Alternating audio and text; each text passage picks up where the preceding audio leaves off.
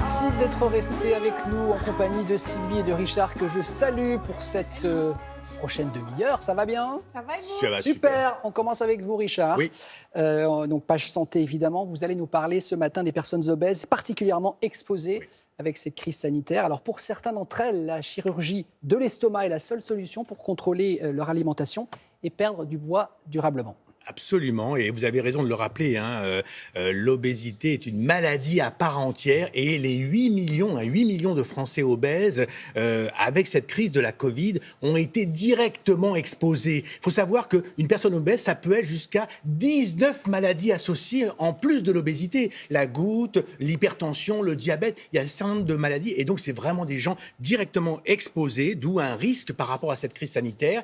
Et face à ça, il y a des solutions contre l'obésité, les traitements médicaux, les régimes, le suivi de ces patients. Mais lorsque ça ne marche pas, Damien, on a une autre solution, c'est de réduire la taille de l'estomac pour créer une satiété. C'est la chirurgie de l'estomac. On estime à environ 50 000 Français qui subissent cette intervention par an. Aujourd'hui, beaucoup moins compte tenu de la Covid, mais avant, c'était beaucoup plus. Donc aujourd'hui, on a des critères très précis pour accepter ces patients et pour faire en sorte de les libérer parce que les gens que nous avons rencontrés qui ont subi cette intervention parlent d'une véritable renaissance, mais ils ont été opérés dans des centres experts, dans un centre de chirurgie de l'obésité expert. Regardez, écoutez leurs témoignages.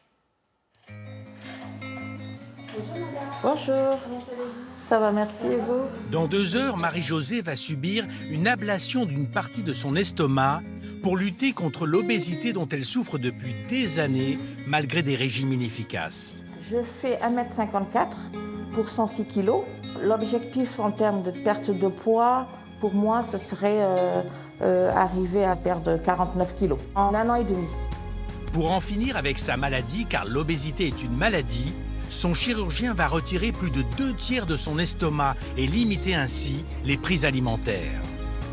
Les personnes qu'on doit prendre en charge chirurgicalement pour leur obésité, ce sont des personnes qui sont en obésité très grave, dangereux pour leur vie, ou des personnes qui ont une obésité un peu moins grave, mais avec des comorbidités, c'est-à-dire l'hypertension artérielle, le diabète, le syndrome d'apnée du sommeil, le fait d'avoir des problèmes de surcharge en graisse du foie, des problèmes même de cancer, d'un antécédent de cancer, c'est un critère parce que l'obésité maladie, elle multiplie par 10 le risque de cancer. Après son opération, Marie-Josée sera suivie pour prévenir une rechute toujours possible. Un patient opéré toute sa vie, il doit être vu 1 fois par an par une diététicienne et par un médecin qui va vérifier ses prises de sang. Notamment, on peut avoir des carences après ces chirurgies. Je te sors des assiettes? Oui. Olivier et Caroline ont subi il y a 3 ans la même opération et ont chacun perdu 30 kilos. Je peux manger ce que je veux. Évidemment, les portions sont plus les mêmes, puisque mon estomac a réduit, il en reste 30% à peine. J'ai pas eu de problème digestif particulier, parce que naturellement, les aliments qui pourraient poser problème, je m'en suis éloigné et ça me pose pas de problème. Donc les sodas, le très gras, je crois que ça doit faire, ça fait bientôt 4 ans que j'ai pas mangé de charcuterie. Alors que j'étais un recordman de la charcuterie dans le passé, c'est plus du tout le cas. Nous, on était gros ensemble et on a minci à quoi 1 an d'écart. Donc voilà, moi j'étais super fière de lui quand il a maigri. Je le trouvais beau avant et je le trouvais magnifique après. Et moi je sais qu'il m'aimait comme j'étais. Enfin, je sais qu'il n'y a jamais eu de... Voilà, il a toujours été fier de moi, mais aujourd'hui je pense qu'il me trouve... Comment tu me trouves d'abord? Je n'ai pas de mots. Donc c'est super positif quand on voit ces témoignages, Richard, évidemment.